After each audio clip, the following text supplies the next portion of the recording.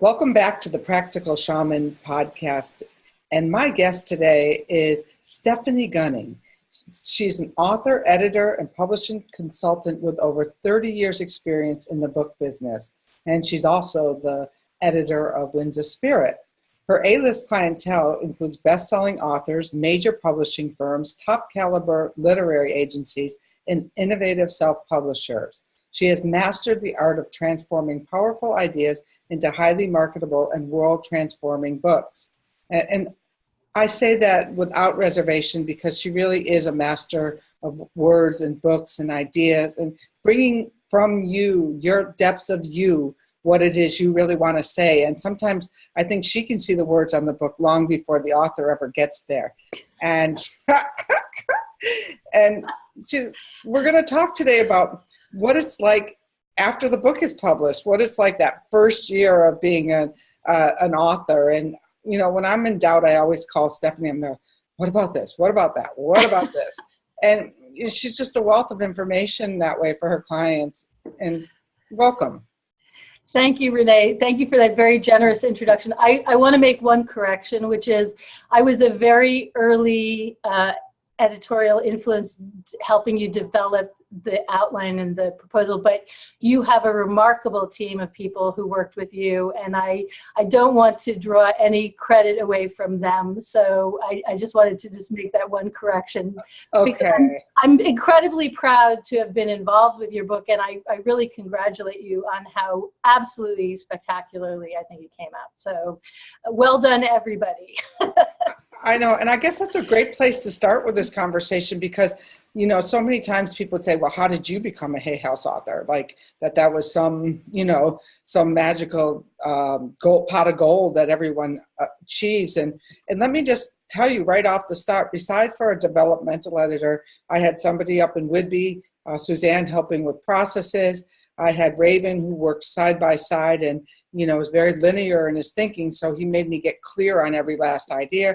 It went to Vrinda over in the UK, and then, you know, Sally over at the Hay House, and not to mention the people who read and gave me feedback along the way.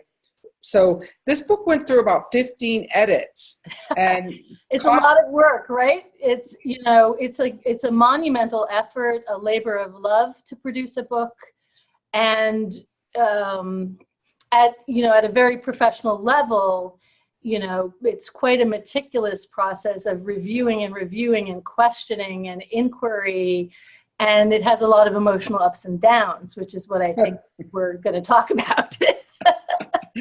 The ups and the downs of publishing, yes. So let's see, we're in June now as this is recorded, and your book came out in February. So 4 or 5 months in, how do you feel about it? Wow. Some days I guess there was a lot of expectations and this, you know, this big imagination of mine thinking of, you know, being a best-selling author, New York Times best-selling author. Let's just start where I want to go.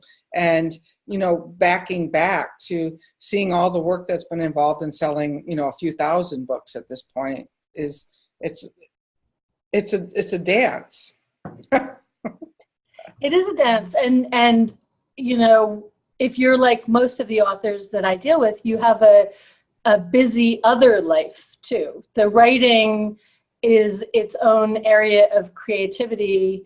And, you know, a lot of writers that I work with have very full family lives in some instances and also career lives. Because they're usually writing from their place of expertise. It's, you know, most aren't, you know, independently wealthy and just, you know, oh, I'm out by the pool, let me just knock off a book.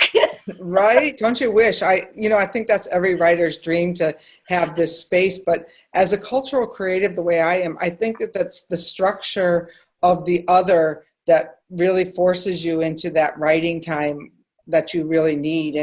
And to get back into that writing time. For me, I've had a full-time job because when I realized that I was writing a monumental book and I wasn't a polished, finished writer, that's putting it politely, that I needed some kind of regular source of income to come in while I, you know, did this because a lot of people think even the self-publishing process can be expensive, if you want a good quality book to be done with. Right. It's so funny. I can't believe I'm blanking on this guy's name. Famous writer. Oh man, this is killing me that I can't remember this guy's name. If I said it, you would immediately know. He was kind of a quirky personality. He lived up in New England and he had a job selling cars, and that was how he made his living. But he's Kurt Vonnegut. Oh, I sold cars once. Did you? I've never owned a car. Yeah, Speedy, and of course, Chekhov was an accountant, and there's all these stories about, and there's a famous guy who won a Pulitzer in the 90s who worked in a lighthouse. Oh, how great is that? He would sit up in the lighthouse writing his novels, while he was making sure that the boats weren't crashing. But that's a pretty lonely existence. Right. Not everybody could hack that much alone time, but for a writer, it could be. So you said something very interesting. You said it's the other life that forces you to write. Do you mean that you need a creative outlet after being in a structured environment? Is that what you meant? No, I think I need structure to have the creative life that I have. Some kind of structure, well, whether it's self-imposed. I'm very much, over the years, I've become pretty routinized. And I remember taking a year-long mastermind with Mari Smith, and I just said, I just don't know how I'm going to get this book written. And she just looked at me and said, well, maybe you should get up an hour earlier. But I need my sleep. Right. And that stuck with me. It was like, I think it was, besides for learning social media, it was one of the most profound things that ever I heard from her, was that this guy who really wanted his book, the guy who owns Social Media Examiner, he has a busy life, a busy business, a family. So he'd get up from 5 to 6 o'clock. So I said, okay, well, we could try that. And that's really what became my process, was getting up between 5 and 6 every single day and writing. That explains it, because that's when you would email me. And I was always like, because you're on the West Coast, I'm on the East Coast, and I was like, man, she gets up early. Well, one of the things of being in recovery is that one of the things when I did this inventory, I realized that I had to put in a dollar earned for every hour, or whatever, however that goes, that I couldn't be using their time to write my book. So I kept it really very separate between book writing time and work time. And not that they didn't spill over in terms of information or awareness or all of that, but it was really a grind for those last couple of years, really getting up early. And not everyone has that capacity in them. And maybe you're a nighttime writer. Oh, it's kind of like meditation. The best time is when you do it. So, I do find that I'm more of the neuroplastic advocate, right? I believe that you build a whole neuronal network in your brain for every book that you write, and for every kind of subject area that you have, which the more you repeatedly think about it, the denser and more complex and integrated that biological network of nerve synapses is. So, for me, when I really just make a true decision to get something done, I begin working on it every day.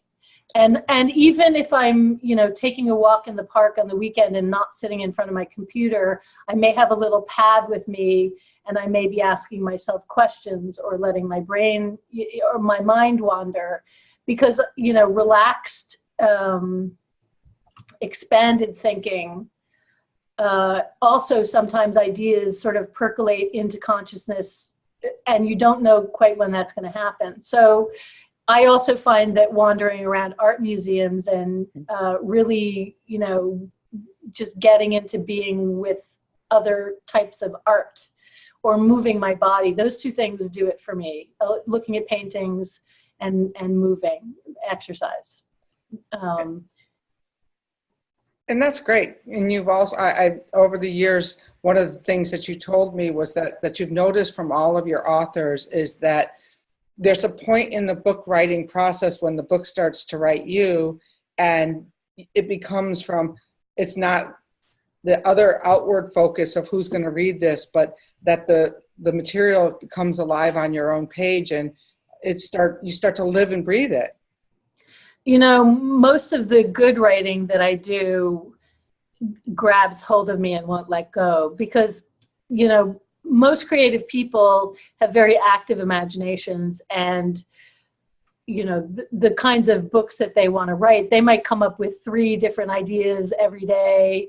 And for 24 hours, they think it's the greatest thing since sliced bread. But if they don't act on it very quickly, it no longer seems as bright and shining. And then the next idea supplants the first one. So they end up with these, you know, I'm speaking for myself right now. I end up with notebooks filled with fantastic ideas for really interesting things. But it's just a few of them that really grab me, and they don't let me go. I've got one that's been going for like 3 years now, and it's, you know, really starting to consume me. And it's very well developed in my imagination, although I've done not that much writing on it yet. But I know that when I do sit down to write, it's going to be such a pleasure, because the world that idea inhabits is already very well developed holographically. That's great. And I think I think some of that is what happens to writers during that first year when their book comes out, is that they're now living in the reality of what they've been fantasizing about for a very long time. How will people respond to my book? You know, is it a New York Times bestseller? That's a very common one, because people, of course, want to shoot very high, and also because we're all so hungry for attention, you know, and you put in a lot of effort, and it's quite normal to want, you know, people to praise you and give you feedback. The funny thing is that it's not funny. It's not funny. It's odd and unpleasant. There's a kind of a flatness when you cross the finish line. Absolutely. You have very momentary satisfaction, but then what you've lost is your reason to get up in the morning. That's very true. And I definitely experienced that. I know other authors were experiencing it earlier than me, people who had books come out very close in proximity.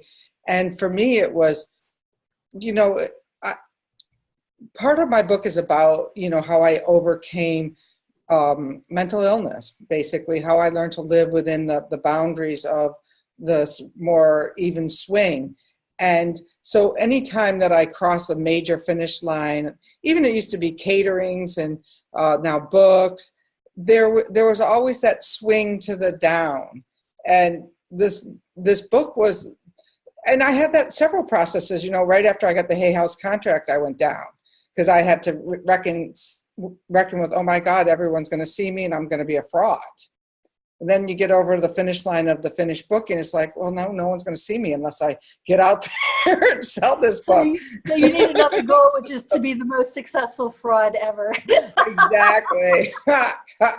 We're all frauds. We're all making it up as we go along. That's the creative process, right? It's fraudulent. Right. It's new. It's new. That's what you want to create, something new. But, you know, I think that when people say your life purpose should be bigger than a lifetime, what they're talking about is something that writers could benefit from. Let me just give one caveat first, which is, let's say I'm an accountant and I work on people's taxes, and I decide that I want to do a tax guide to help entrepreneurs, you know what receipts to keep all throughout the year. Very specific body of information. Once I've delivered that information, I don't think my whole self-identity is going to be wrapped up in that. Now, if I was an accountant, I might say differently. Maybe my identity is wrapped up in that. Maybe I want to be the world's greatest speaker or whatever. But the tax code changes from year to year, decade to decade. And so that book is going to be obsolete. So if my whole identity is wrapped up in the 2018, tax code. I'm really basically screwed, right from the get-go. But, with a spiritual book or a self-help book or something like that, but with a person like you, which is the bulk of my clients, or people like you, then, and I count myself in that category too, like one book isn't going to cut it, because you get that flatness if you have limited your imagination to one milestone. But if you're really in a place of service, and this is where making that one ego adjustment is really helpful to writers. If you put yourself in a place of service where you're helping part of humanity or all of humanity, or you're really researching something like bringing back ancient knowledge, in your case, let's say, that is bigger than one person and bigger than one lifetime. You can never write all the books that explain all of that subject. There's always other venues to communicate, whether it's audio, video, in person. In my case, I really feel like I'm put on earth to help creative people to find their voices and to go through the transformation that occurs when they're writing. And I also feel that, there should be thousands and thousands of books to heal the world. And, so I'm fortunate in that I don't usually crash after one, but I do crash from time to time. And then I have to find another reason. And so, it's like life itself, creation. You have to always have another why. Simon Sinek gave that great talk on why you do things. And for me, one of the upcoming books is about navigating the seasonal winds and the dynamics of creativity. But one of the things that has developed over my life is that I have really good habits about some things. Not so good with the ice cream, not so good on the working out every day, but like I always find another project, another creative. So after my book came out, I redecorated my house.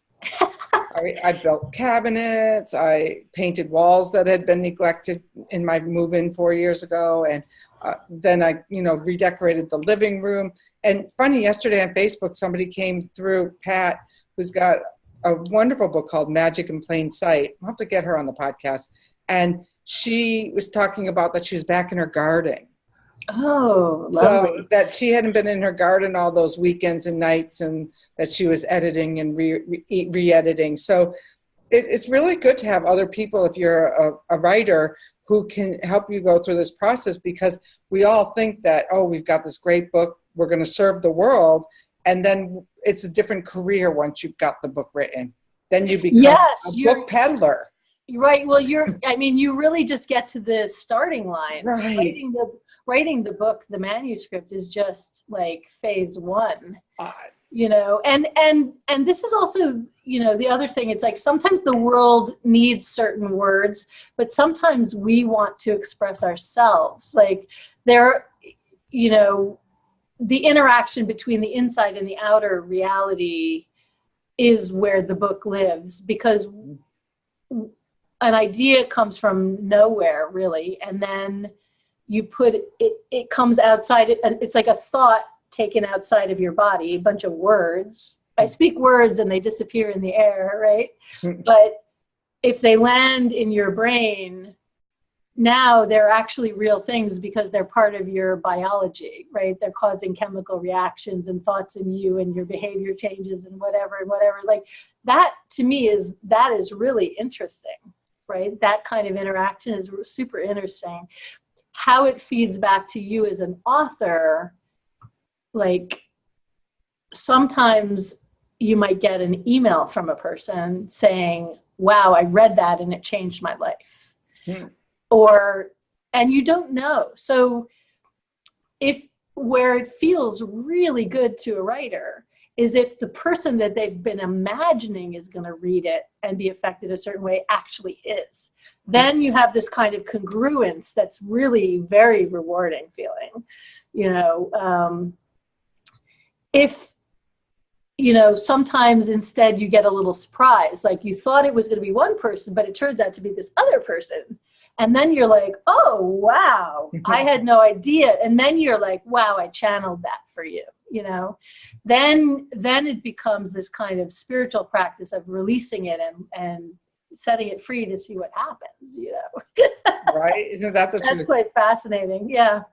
Today I read a review. I follow my Amazon reviews, and and it was somebody almost dared me to, when she picked up the book, it was almost like a dare, like, yeah, how are you going to convince me that this book on mythology of the wind is going to have any pertinence to me? And she said somehow I brought her in and wove a tale that she could see had relevance in her life. And I thought that's great. I thought that was great. Changing a mind, that's not easy to do, right? Right. I thought, wow, because I read them. Some people like, yeah, I know you were going to like it, but some people, and they're like, they just bought it because they knew me and they thought it was they're standing right in front of me. I was going to say that's a courageous reader, though. It's quite interesting to actually spend time reading something you think is not relevant to you. I know. I thought that was, well, I will say that if I think I recognized maybe the name and she had just overcome her own adversity. And, there's nothing more adverse than a strong wind blowing. So maybe it just was like enough to call her in. And so that, it's exciting. There's lots of it that is exciting. And then you just get this idea that, okay, all right, now I've got to pick myself up, write another book and have a balance in my life too. So what do you do every day to keep the idea of this book afloat and in front of people? What are you doing? Well, what I do is I have a Facebook group, the Winds Believers, the Wind Clan, and there's people there having experiences, which then I have to keep them engaged. What you told me the other day about keeping people hungry. So I'm always feeding them. Oh. They already are hungry. Oh yeah. Well, as a chef, that should come easy to me, feeding them. Maybe because I'm hungry this morning. I'm hungry. So I have the journal challenge going on. And one thing that I've noticed about the journal challenge, which you can get to automatically and sign up and start anytime, it's really beneficial to get yourself, because when you're done with the book, I think everyone probably takes a moment of hiatus from writing, is to get back writing every day and seeing what is in that inner world of exploration. And I also, for me personally, take wind walks. And like you, I don't carry a notebook. I sometimes carry my phone around because it has a really good little notepad, because a lot of work comes to me on the wind, believe it or not. So you take a walk and it gives you an idea for something to do to market the book, or you take a walk, record something and post it, and that is the marketing? I try, sometimes it's both. Sometimes I write down something that I'm going to do, and sometimes I just post something that I just, like the other day, I was out there and the fountain started speaking to me. So I posted this thing on the fountain on the journal challenge page, and they loved it, but I loved it. When I listened to it again, I thought, wow, this is really inspiring me. This is like really exciting. So when you find something that excites you and excites your audience, how do you then go do more similar stuff? I'm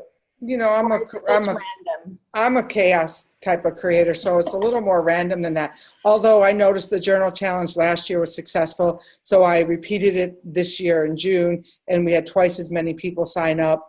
The summer solstice and the fall equinox, or those are I do events that work repeatedly. Like we're going to do the winter solstice event again, because people gathered and it was successful. So as a chaos creator, I'm always ready to create a new event as my outreach idea goes, hey, only 2,000 people saw that the first time, let's go for 10,000 people. So for me, I have to get back into the repeat and scale, whereas other people might need to create. I see what you're saying. So what you mean by repeat and scale is I got 100 people the first time. I consider that successful. It's now created. So the second time I double my goal or I quadruple it or whatever. Yeah. So do you get up every morning and you're like, today I'm going to sell 5 books and I'm going to sell 5 books every day and I'm going to do something until I know that I've accomplished that? Or you know, anything like that, any game like that? Well, one of the things was I look at it not in terms of just the book sales. Like this year, my goal is just to have 10,000 emails on my email list. So halfway through the year, am I towards that goal? And, you know, then right now what my goal is I notice every time I go out and speak to a room, I sell 30 books. So my goal is how many more rooms can I get in between now and the end of the year to sell 30 to 50 books each time I speak to an audience? Got it. So step 1 should be booking a bunch of speeches, right? For me, right? Yeah, and you're good at that because that's actually your job is planning events, right? Well, let's talk about that. I'm really great at planning events for you, but it becomes a different work when it's about planning an event for me. And anyone who's in marketing knows that it's like easy to market the treatment center, a little more difficult to keep marketing Renee. And that's my work is. And what was suggested to me by, a book launch specialist was that, reach out to 2 podcasters every week, reach out to 2 bloggers every week.